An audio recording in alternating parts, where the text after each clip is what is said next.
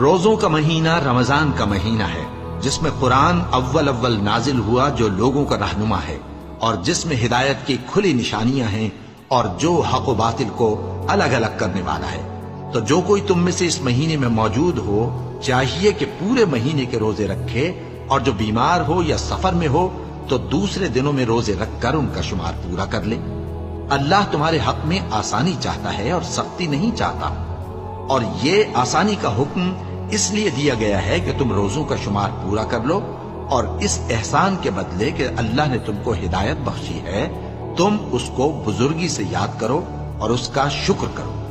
اور اے پیغمبر، جب تم سے میرے بندے میرے بارے میں دریافت کریں تو انہیں معلوم ہو کہ میں تو تمہارے پاس ہی ہوں۔ جب کوئی پکارنے والا مجھے پکارتا ہے تو میں اس کی دعا قبول کرتا ہوں۔ تو ان کو چاہیے کہ میرے حکموں کو مانیں اور مجھ پر ایمان رکھیں تاکہ نیک رستہ پائیں۔